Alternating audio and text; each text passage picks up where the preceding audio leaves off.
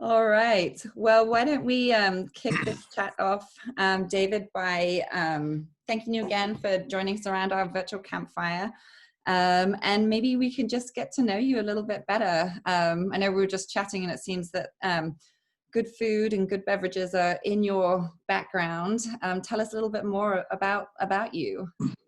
Okay. Well, yeah, born and raised in Sonoma County, in a little town called Kenwood. Heart of Sonoma County wine country, big Merlot cab area. When I was younger, the way I got into food and alcohol production, I was in a band, and I asked my dad to buy us some beer, and he said no, but said if I put it on the property, we could consume it. Thinking that, a young rock and roller would just kind of go, okay, whatever. I walked across the street the next morning to Walter Puccini, who owned 28 acres of Old Vine Zinfandel. Said, hey, my dad's going to let me make wine. And I've made wine every year. And since then, that was 1988. And I made wine every year until 2019 was the first season that I didn't make wine.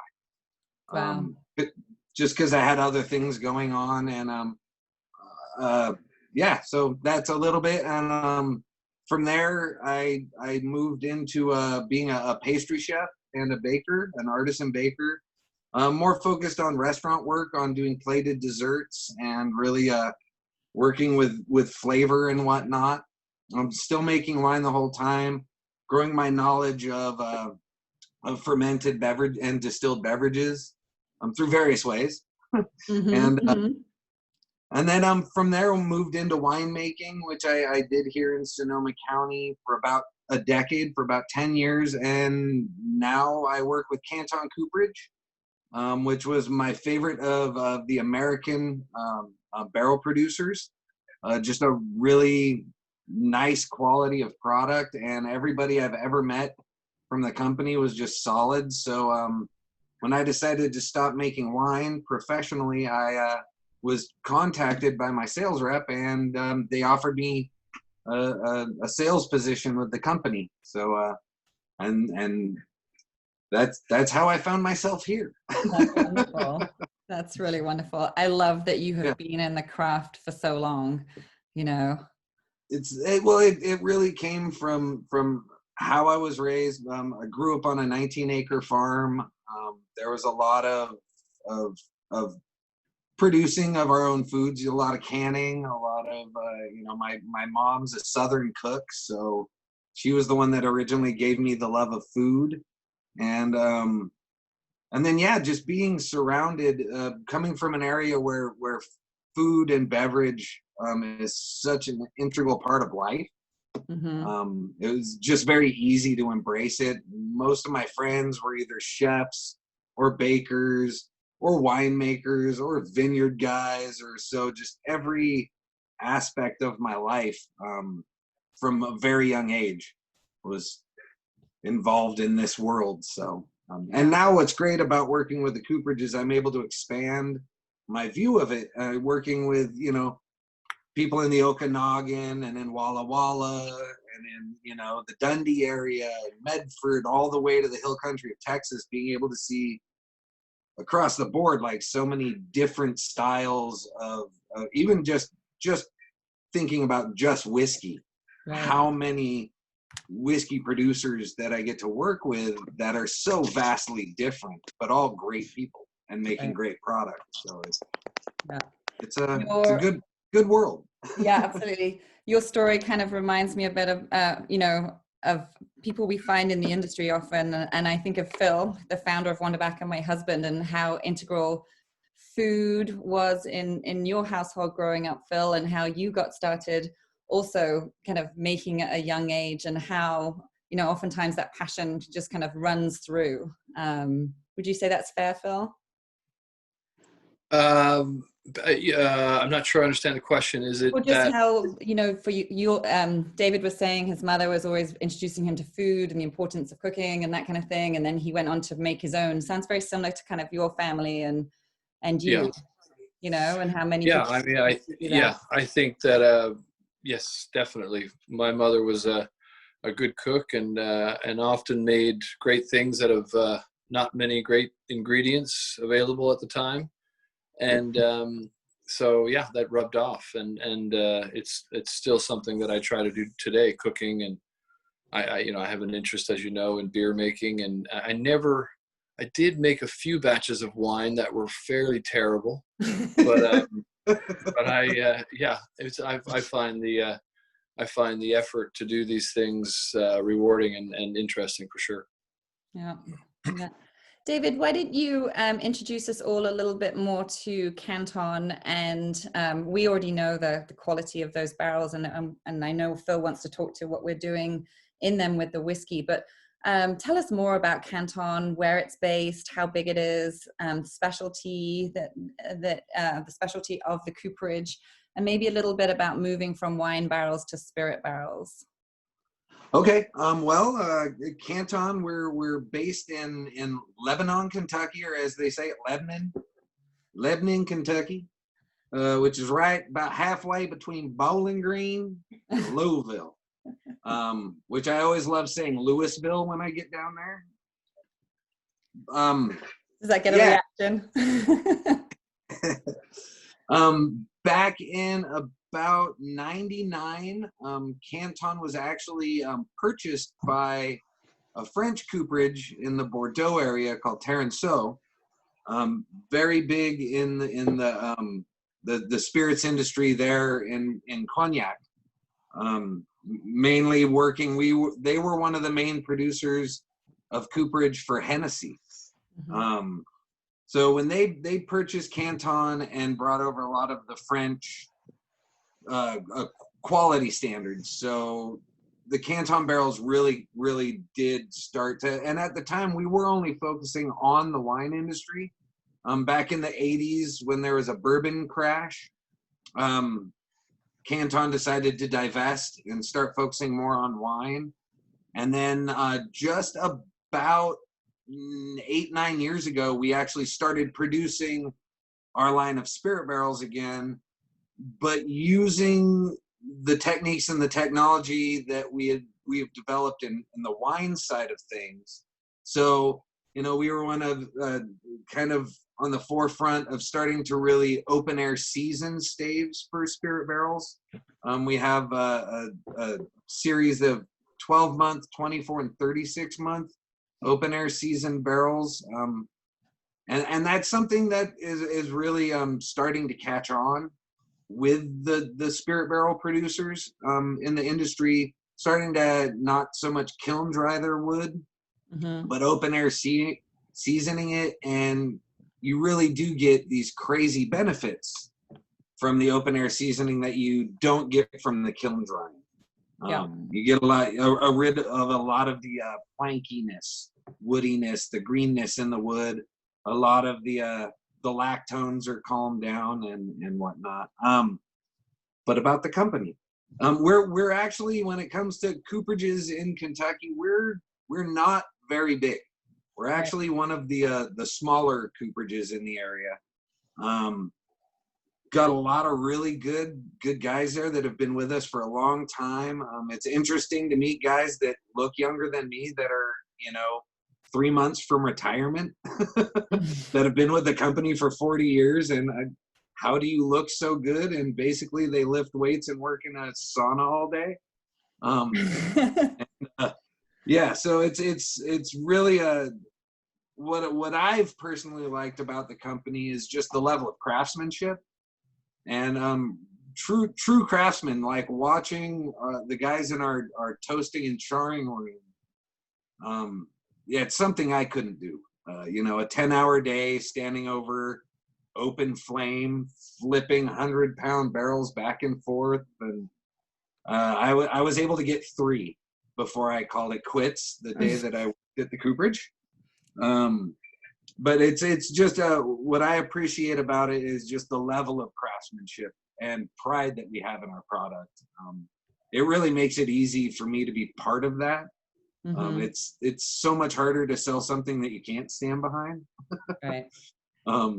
And it, like I said earlier, they were my favorite barrel when I was producing my wines.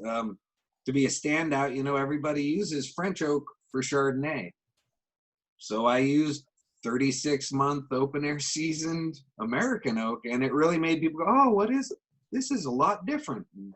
And yeah, it's the company itself. Our main focus is on the quality of the product, and we do really stand by it. So it's, yeah.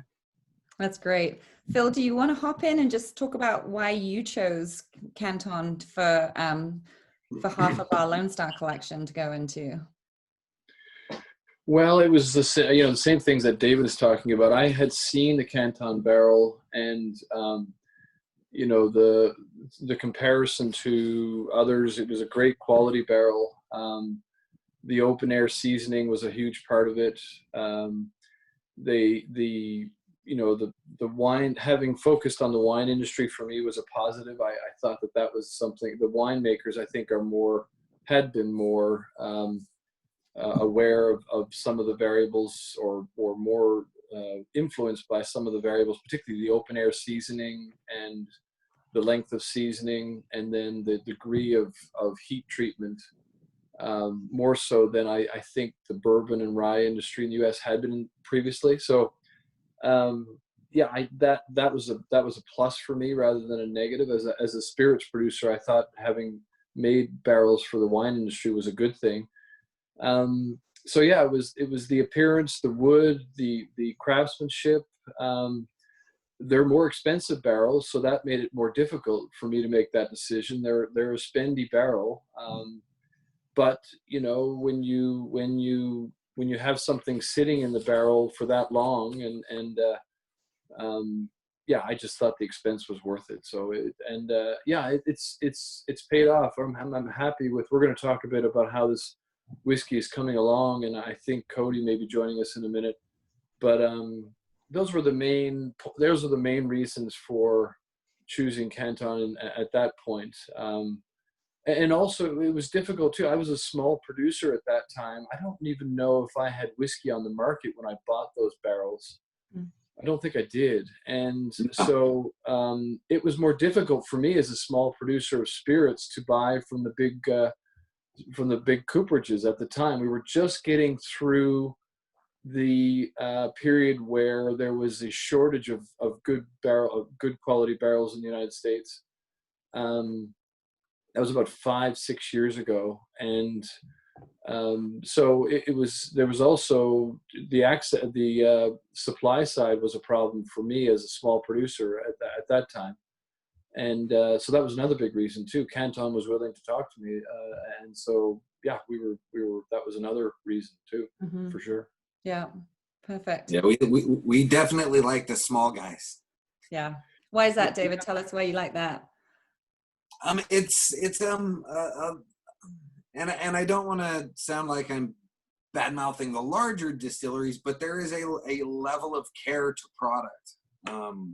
When you are producing a very small batch product, that means a lot more to you than when, say, you're producing 100,000 gallons a month, cranking it out, 2 shifts, 10 hours a shift, bam, bam, bam, bam, bam. You don't care if the barrels leak. You don't care if there's seepage. You know, it's So personally, when I'm talking, and I'm an equal opportunity sales guy, but it's really, I've been able to connect more with the smaller producer on more of a heart level, because there is so much of their heart and their soul going into that product. And there is so much riding on that product being good. When you're only producing, say, 300 cases of your first whiskey, if it's not of the highest quality, you know, there's a chance there won't be another 300 cases coming down the road. And I've just always really liked that side of working with smaller producers, and with working some of them, I know that they do have a hard time getting some of these larger cooperages that are looking for truckloads and whatnot, to get them to talk to them and to talk to them seriously. about creating a partnership and creating a relation between, you know, distiller and cooper. It's a really nice sort of relationship that you build. Yeah. Yeah. Very good. Let's maybe walk through for everybody listening, the kind of the process of crafting these barrels, from wood selection to the drying. Could you maybe kind of step us through and maybe start with, you know, the wood selection and the impact that has, and where you guys get your wood? Okay. Yeah, I have a tendency to talk and talk and talk and talk and talk and talk. So if I am going on a little bit long, please, I'm not offended by interruption. So yeah, well, the way that we source our wood is we really are, like I said, focused on quality. So the areas that we look at, we don't have our own stave mills. You buy a log, you have a log.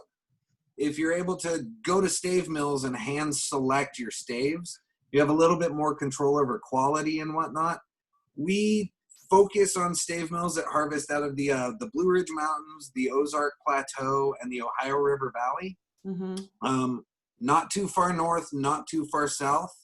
You go further north, you get very steep cold to hot temperature variations. So the grain of your wood goes from, you know, winter, summer, and we're looking for, you know, we're trying to find very even grain in the wood.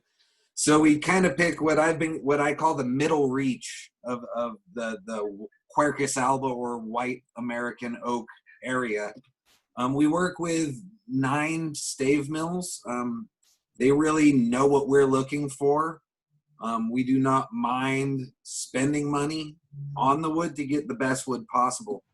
So it all starts out with the head of our cooperage, Anthony Morris, hitting the road in his car and going around to the stave mills that we have relationships with. And basically every stave that comes onto the property, to our own stave yard, it's all hand selected. We start out with that. We pick lots of wood. The stave mill then sends it to us, where we then season it in our stave yard at the cooperage. We have a 37-acre stave mill at the cooperage. It will stay there anywhere from 24 months to 60 months. That is a line of barrels that we just released. That's a 5-year open air season barrel. Super elegant, really. It always strikes me as saying this, it always strikes me as funny, but it's a very sexy wood. It's so elegant. And so that the photo, so it sits in the stave yard, and what you're really wanting when you're seasoning a barrel is you really do want all 4 seasons.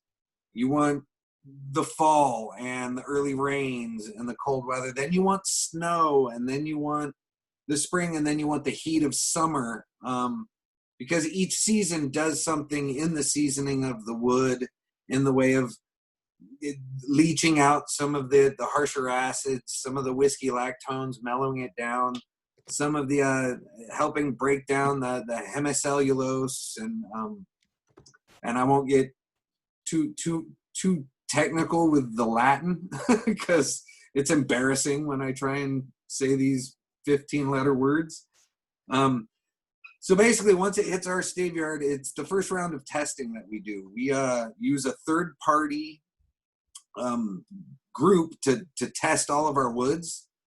We test it for 9 anisole compounds, which are can be considered spoilage compounds for wine, more or less. But it's also, we're looking at for the quality of wood. So it's sat in the yard for 36 months. We're deciding to make a spirit barrel out of it.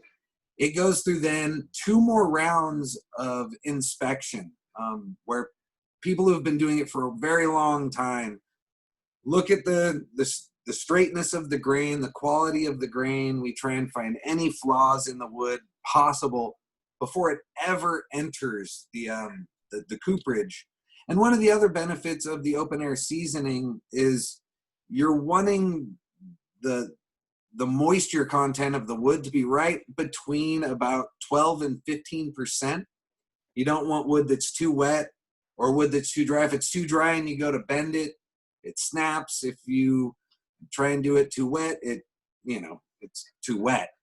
So it's been inspected again and again, comes in, and then that's where the whole process begins, where they start putting what we call stave sets together, which is the wood's planed. You take off. It's funny because the wood goes into the stave yard looking like wood. And if any of you have seen like an old fence, it gets that gray, sort of mildewy look to it. Well, that happens out in the stave yard too. And what that is that's microflora, molds and mildews that are actually with nature. There, it's eating and digesting parts of the wood, certain acids, certain polyphenol compounds, and whatnot, and really bringing out those qualities in a wood that you're wanting. So sorry, I kind of ramble. Oh no, not at all, not at all. So then it's taken into the cooperage where it's set up into stave sets. We plane it down. It starts looking brand new. We start fitting. We start fitting the barrels. And if I'm pointing at my screen, I'm looking at what you're all looking at too. So I'm like, that right there. The angles are cut in, and that's really where the craftsmanship starts to really take hold. We're still very much a by hand cooperage. There's hammers being swung. There's guys on huge planing machines making those angles and everything. It's terrifying to watch. One of the planers that we use is about a 12-foot tall wheel covered in razor sharp blades that spins at high speed. And these guys are just having conversations and ring, ring, ring, flipping wood, ring, ring. It's crazy. The level of workmanship, how long some of these guys have been doing it. So then we make the sets. It gets inspected one more time. Then the process of bending the wood starts. When it comes to our spirit barrels, we do it the traditional way. It's fire bent, which means it's put over an open oak fire. There's Cody. Hey. Put over an open fire. The heating of the wood helps soften the wood and make it there you go. There it is. Yeah, and it's usually it's an oak fired fire. So we use scraps that are created to fire these fires for the bending. In the olden days, it was actually done by taking different size metal hoops, putting it over the stave set, and you would hammer it down. Right. And then when you got that one down, you put a smaller one on and a smaller one. And that's what gave you that nice curve of the barrel. Nowadays, with, the advancement of modern technology, which is funny because the technology we use was modern in the early 1900s. We basically use a winch with a steel cable that goes over, and through eye and listening to the wood, you're able to actually bend the wood a lot faster and a lot cleaner than using the hoop hammer. And that then you bend that down, flip the barrel over, do the same thing on the other side. Then you put on what are called the finishing hoops, which aren't the finished hoops. They're just finishing hoops because now it's time to fire char the barrel, which is such a crazy thing to watch. It kind of looks like a jet engine. And they load the barrel up. This is more of a toasting. And so actually, I forgot a step. I'm sorry.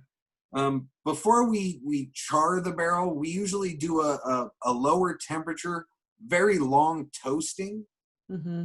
which penetrates very deep into the wood. And what that gives you is, so when your spirit's sitting in the wood, you're gonna soak into that wood about 7 millimeters throughout the life of the aging.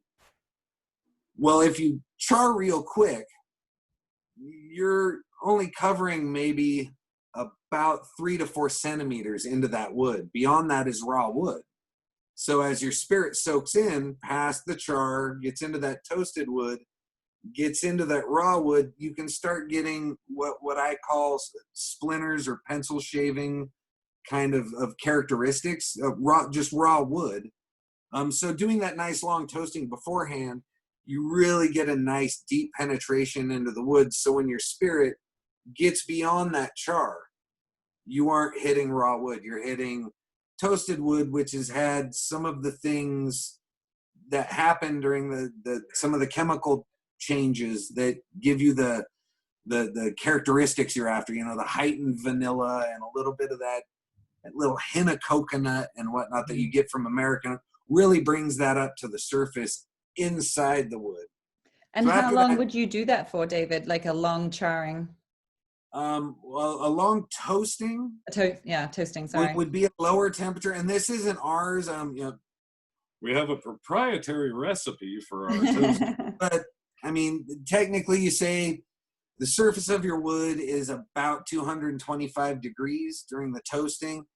Do that for about anywhere from 10 to 18, 20 minutes, depending on the cooper's recipe. And it's different for every cooper. It's funny when people just like working with winemakers. I'll take your medium plus. Well, what are you used to using? Because our medium plus isn't like this guy's medium plus is not like this guy's medium plus. So there's not a general recipe for the toasting. It's every cooper has his own. The basics are the same, but yeah. So it's anywhere from 10, 12, 20 minutes on each side. Right. And then what they do is they grab this very hot piece of wood, roll it, lift it up, and set it back on the fire. And then it goes to from there, after we've spent the time with that, and it's watched by, we have thermometers watching the inside temperature, but it's really that guy that's worked in the toasting shed for 28 years and has done this thousands and thousands of times. It's great to watch them, and it reminds me of, say, like a baker peeking into the oven and seeing his sourdough, and he knows right when that crust gets a certain color, boom, it's done. I don't need to thump it and check it. I don't need to. It's just when it hits this color, it's done.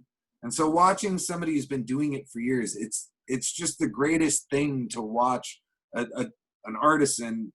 And it's funny because I call them artisans and they look at me like I'm crazy because these are just guys that work a job and they're like, what are you talking about? Right. It's like, yeah, but you've been doing this 20 years. You're an artisan at this. Like, whatever, Dave. Go back to California.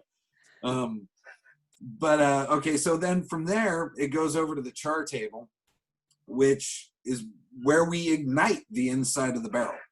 We light it up. And then you have another side of the artisanship there, where the guy's got a little spray hose.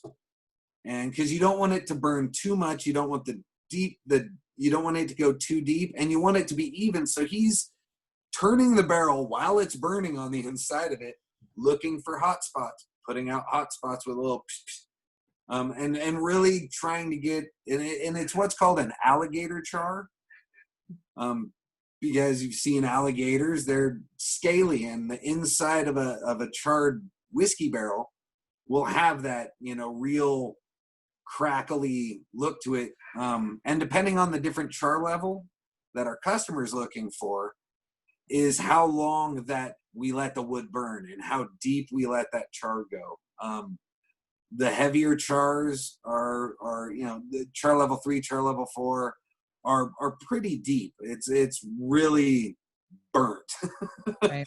And then around the char level 1, which a lot of people right now are using for American brandies, it's not as deep. I mean, you're burnt, but you're only talking a very thin layer of charred wood.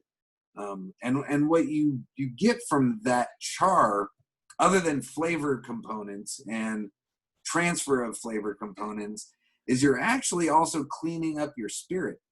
Charcoal is a great way of filtering out impurities. So you actually are going to get that too. I've strayed off subject. Not at all. And so at that point, it's time for the heads, which are, you know, the ends of the barrel. And we do all sorts of combinations of barrels. We'll have a charred barrel with untoasted heads. We'll have a charred barrel with toasted heads. We'll have a charred barrel with charred heads or raw heads. I do have a customer who loves using plain wood on the heads because for what he's using it for, it gives him something. And what he's using it for is a barrel-aged London dry gin, which is amazing.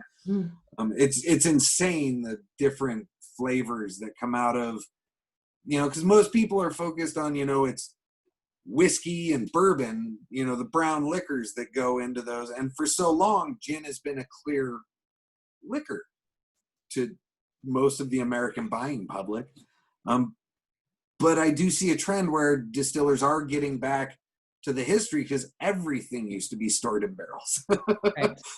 That's what we had to store. Everything from cotton to flour to grains to tar to everything. And that's how, you know, going back into the 1600s, that's how things went around the Cape from England, and trade in Europe happened that way. So the history of it is crazy, and to see distillers getting really back in touch with the history of the product that they use is it's just such a great thing, because history is so easily lost. You know, that I do like seeing people getting back into it and seeing distillers getting back into using grains that haven't been grown in 100 years because they're not economically viable, but damn, they taste good. Right. Yeah, so it's a real exciting time right now in the world of distilling, which makes it exciting in the world of coopering, because we want to keep coming up with new things, but not forgetting our history and where we come from, and staying traditional about it, but coming up with new things like, you know, what if we used, say, acacia heads on an oak barrel, charred the hell out of everything? What would that do? The guys that make Pinot love acacia heads. I wonder what it'll do to a bourbon, or what it'll do to, you know, just a Texas smoked whiskey. Right. It's a real exciting time to be a producer. It's also an exciting time to be a consumer. Yep. There are so many great products out there being made right now. The renaissance of the distilling world is just so amazing right now, and I tip my hat to y'all for making, you know, being part of that. And Yeah. now to get back to what I was saying, sorry. So from that point, we get the heads on it, and then it goes through a final round of inspections. We inspect we pressure test the barrel. There's the only glue-like substance used in a barrel is a wheat paste that's used to seal the heads onto the barrel. Between the staves, and I don't mean to make an assumption, but to your customers that are listening and everybody out there, the planks of wood used in a barrel are called staves. I'm sure we all know that. I just like to not count anybody out that might know what the hell is a stave. The staves in the head are actually made watertight by using reed. Willow that a ton of us have seen as little kids playing by a creek or a pond, and you see the little brown willow that turns into a big white thing that makes your asthma flare up and makes summer horrible. We use that to actually make the heads of the barrel watertight. The staves around the main barrel part, it's just the pressure and the angle and the craftsmanship that make that watertight. Right. Yeah, and so it's that last round of tests, we pressure test it. We have 2 guys that go in and inspect it to make sure that the char level is looking good, that it doesn't, there's no big bubbles. Sometimes you can get, if there's a little moisture trapped inside the stave and you start to char, that moisture starts to boil and turn to gas and will create bubbles on the inside of the barrel. A lot of distillers don't like it, but if you're coming from the craftsman side of things, you want the inside of that barrel to look good. Right. And also the problem with that is you can get what are called grain runs. You can get that bubble pops exposing the inner grains of the wood, and your whiskey, the grains of wood are basically hollow tubes set side by side surrounded by cellulose. And so if your whiskey can get into that grain, it can travel all the way out to the end of the barrel and just start dripping like a hose. It's with whiskey, sometimes, most of the times, it'll create a gumminess and seal that up. But when you get into the wine side of things, if you get an end drip, it will go the whole life of the wine, just making a horrible mess that bugs love. So Yeah. After that guy who's done those last tests, they laser etch it. If the customer wants their logo etched onto the barrel, which is my funnest part of the whole process, because you don't see the laser, and just like magic, the logo just appears on the barrel head. And I always sit there, and I think it's the Californian in me. I just kind of giggle when that happens. So cool. And then it gets shrink wrapped and sent out to the customer to hopefully make some amazing spirit. Mm-hmm. Yeah. Fantastic. And then from there, it can go to Canada, Scotland. Right. That's a whole other conversation. Right. David, that was fantastic. I certainly did not know all of those steps. Thank you for sharing that. And I think what, you're really seeing that it is the art of the cooper, like that it is still such a craft. And when it's done well, it's done really, really well. Yeah, one of my favorite things I ever got to see is I had a customer who asked me if I knew anybody who could build one for a wine club event. And we work with a man named Enrique in Napa County, who's a master cooper, and he jumped at the chance. He was like, "Oh yeah, do I get fed?" I said, "Yeah, they're going to have great barbecue. You'll get some wine, and they'll pay you." And so we sent out the stave set, unassembled, unbent, just the staves. And this is something y'all might think about possibly when the world goes back to whatever the new normal. An event to have, there's a few coopers up in your area. Rick down there at Oregon Barrel Works. There's Rewind. They're great guys up there. He made the barrel in front of the wine club, and then that wine club got to be the ones that got the bottle. The people who were at the event, they filled it up with wine, and then when that was bottled, they gave a stave and a bottle of wine to everybody who was there. So you felt really attached to it. You felt part of but it was the craziest thing to see in modern times. People are filming it with their cell phones, and here's a guy with an open fire and a hammer, right? Going back to the way things were done in the 15, 16, 1700s. It was just such a great thing, because I've been to a few different cooperages where they got the machinery, and it's something about seeing the fire and seeing the man sweat, and he's inviting you over to smell the aromas coming out of the toasting oak, and it's one of the best smells. It's not like campfire. It's really like that first time opening up a nice bottle of aged whiskey or aged bourbon or scotch, and you get that first whiff under your nose, just that, and it makes your mouth water, and it opens up so many of your senses. You get that same thing from smelling the toasting and charring oak. It's Amazing. And I can help you guys set that up. Yeah, I was going to say, if I know Phil, you have probably tempted into deciding that he's going to try the art of cooperage himself. I can see Phil, you getting right into that. If he wants a little training, we would love to have him stop by. There you go. That sounds right perfect. in the heart of bourbon country, Phil. David, I have a question from the chat room.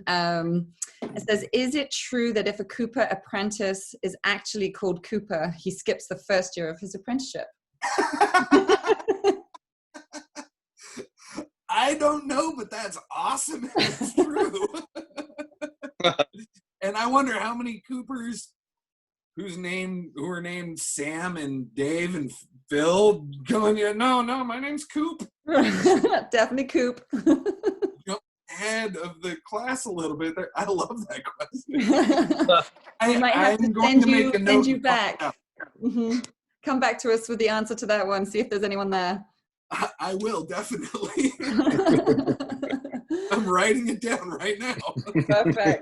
Perfect.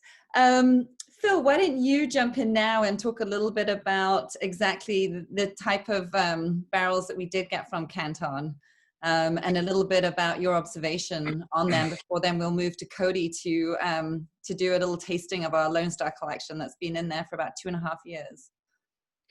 Yeah, so we asked, all of our barrels are air-dried wood. 24 months, I believe, was the spec on that barrel at the time.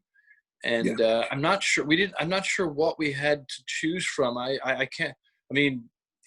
was trying to get a wood that was air-dried for as long as possible, but now you just mentioned you have a 5-year. I don't even know what that would do to whiskey. I've never tasted a whiskey or anything out of a 5-year-old wood or aged wood, you know.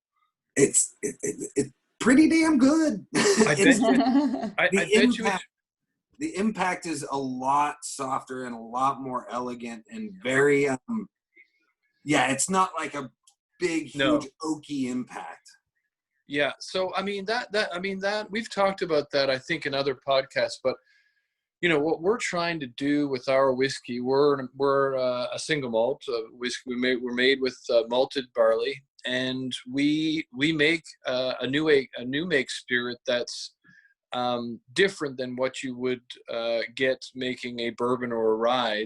I think it's a more delicate spirit to begin with, and so we want a wood that will complement that but not overpower it. So we want it air dried. For one of the things that you touched on was the effect that new wood or unaged wood or untoasted wood has on a spirit. And the other thing that you sort of touched on that listeners may not appreciate, we have the ability to buy wood chips and wood spirals and various other things, but when whiskey or any spirit or wine is exposed to the sap of wood, it's very, very astringent. It's not a very nice taste. And so, you talked about bubbles being created if there's water pockets that then get heated up, and then you have access to the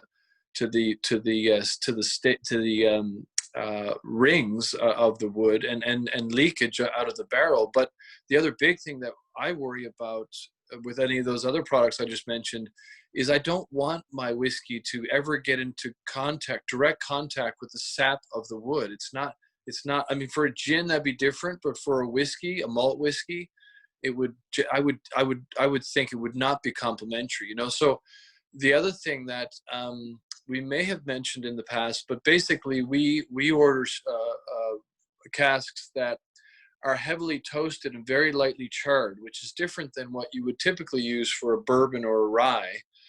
And, you touched on that with I actually wasn't aware. So I was aware that between cooperages, there are differences in the way the heat is applied. And it's not when we order a number 4 toast and a number 1 char.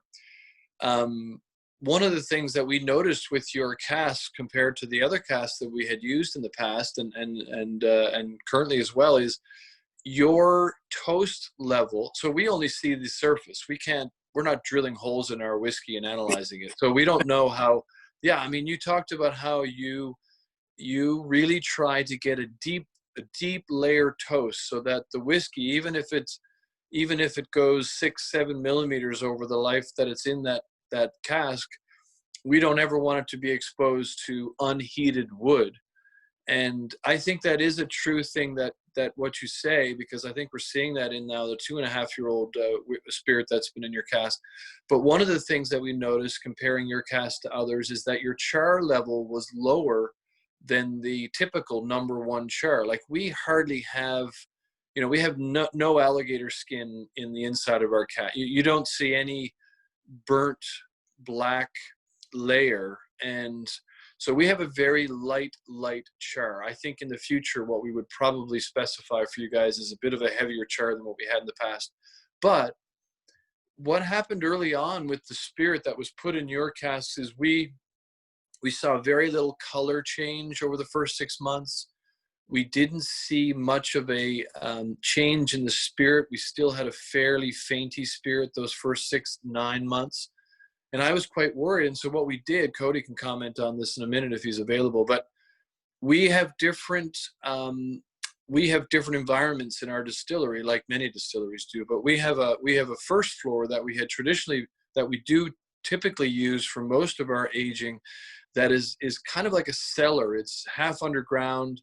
The temperature swings aren't as great as even in the open air in the environment, because it's like a cellar, like a typical cellar. And then the upper level of the barn is fully exposed to the environment, and then some, because it has windows and it's closed and it's not insulated. So it's much hotter in those hot days.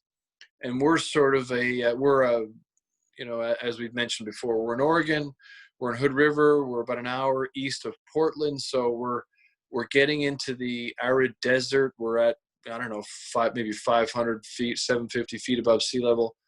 So we do get warm summers, 90 degree, low 90s, but not hundreds. And our winters are cold, but not like snow cold. We get some snow, but not that much that sticks around. So anyways, I was a bit worried with those casks early on that things were not going in the right direction. And we moved a lot of those casks up to that upper level. And then good things started to happen. Then we really started to see, I was stoked, because, I mean, as I said to you, we're a craft distillery. Every barrel is precious. And, and then also those casks were not cheap, so I was doubly worried. What did you do to us?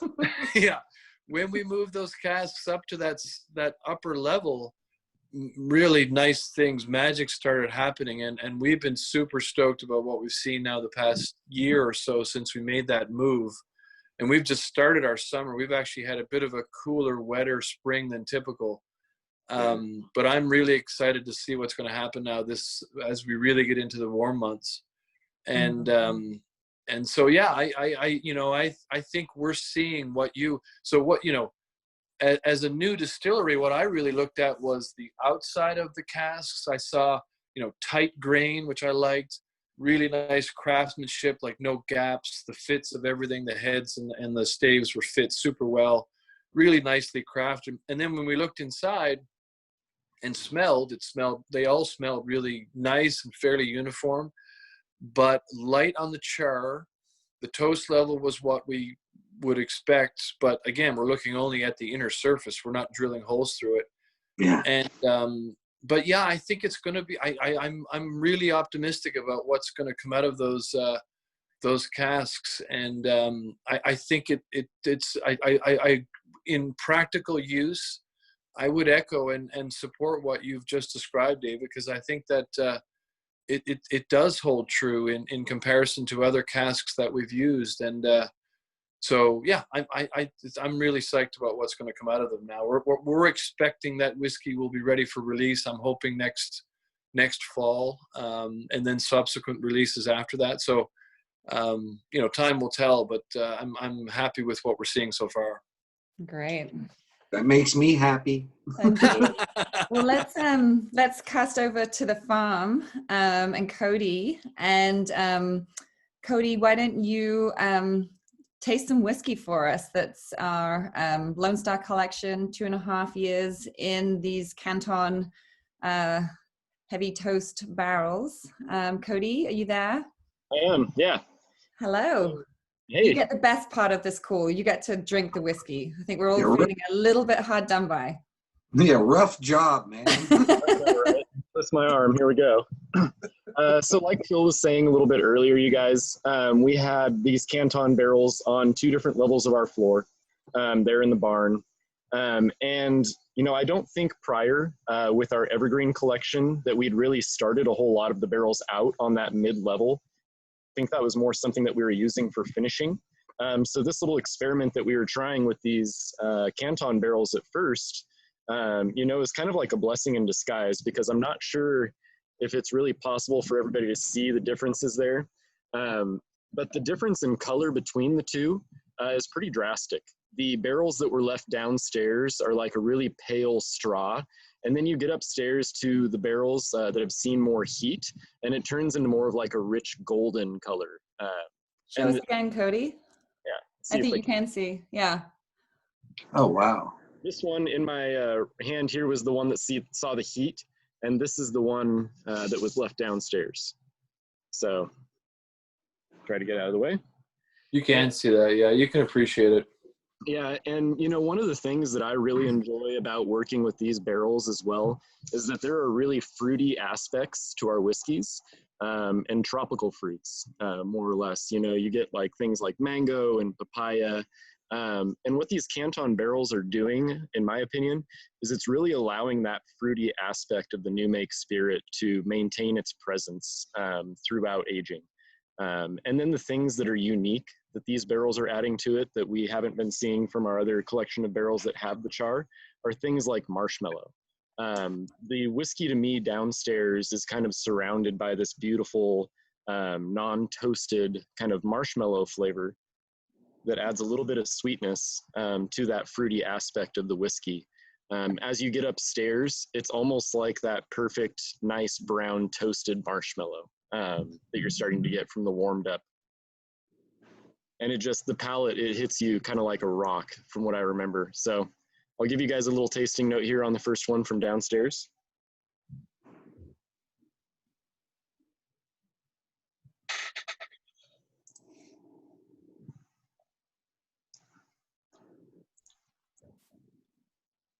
Yeah, I mean, the downstairs barrel, you can tell, is still rather tight, but coconut comes through really hard right on the mid to end palate. You still are getting a lot of the mango, a lot of the papaya, and a lot of like that maltiness from the pale malt is really strong. But you can definitely tell that the whiskey is still a little bit tight. It's still got a ways to go. And a lot of the things that we talk about here when we're looking at our whiskey is about layering flavor. And if we provide a really good base layer of flavor to that whiskey in 3 years, then basically we're working with a more developed product as we get further down the line. Now the whiskey upstairs is definitely a lot further along. The flavors are more integrated. Things aren't so sharp. And when I say integrated for people, just so you guys know what I'm talking about, and sharp, a lot of the times when you're smelling, things will poke out and they'll be kind of linear, as they say. When I say integrated, I mean things have started rounding. So you go directly from one smell naturally into another smell almost flawlessly. And there's less things that are sharp objects, if you will, on your palate and on your nose.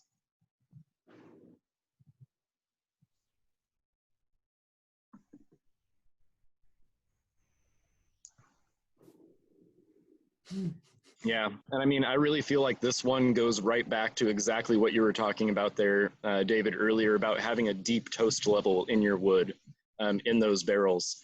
This, in that hotter level of the barn, is absolutely soaking as far as that's going to get for us. And yeah, that's absolutely phenomenal. You even get kind of like that same fruitiness from like Ethiopian coffee, if anybody is familiar with the types, comes from those types of single origin blends sometimes. But it's really exciting. You know, this whiskey is going to do incredibly well on its own, or even if we try to age it in a sherry cask. something like that, I think, would work absolutely perfect with the flavors that we're getting off of these whiskeys so far. Nice. Wonderful, Cody. I think that might be the first tasting with everyone. That's Mustachio, our cat. I was about to ask, who's your friend there? Yeah, that's Mustachio and Cucumber live and help us with the rodent control at the farm. They are sweethearts. But Cody, that's fantastic. they're vicious too. They hunt all day. And drink whiskey all night. gotta earn their keep. Yeah. Yeah. But that's a great description, Cody, and it's so fun now to see these barrels coming into their own. We're going to have to make some decisions on the casks that are still sitting in the more cool area of the barn. But I'm really psyched about the way this is going, and I think you kind of read that off Cody as well. We're both really stoked about where they're going, and so it's great. It's really nice. The casks are a really nice complement to what we've done with the new make spirit, and whether we finish them or not, we'll Cody was alluding to the sherry casks, which we may, good chance we will finish with those. We haven't used sherry casks yet for finishing, but we really want to, and so these might be that good opportunity, so that I think this is going to be a really fun expression for us, for sure. Agreed. Well, it's just about 1 minute to 6, so it's probably time for us to wrap up. David, thank you so much for joining us from Canton Cooperage. I think that the education on the craft of making these barrels was just phenomenal. And it's great to work with you and see this whiskey really kind of coming to fruition. As soon as all this madness is over, please come see us and taste this whiskey for yourself. I've been missing the gorge a lot. Right. There's a lot to and miss. that the whole the thing you were talking about well, I'd love to visit the cooperage, and I'd love to have the opportunity to bang together a cask at some point, whether it's on the farm or in your place. But you've really we really appreciate your description. Is really nice, and your enthusiasm is infectious. So we really appreciate the time. It's great, and I have a tendency to ramble, which is why I'm probably been put on mute here a few times. But so you're in good company. Good to know. Good to know. Anyways, Brilliant. Thanks for joining us. Thanks everybody for joining us. Wanderback Live event again. I'm sure we'll have another time. Hopefully, we'll have another time to have you on again, Dave. But have a nice Sunday. You also. Thanks, Dave.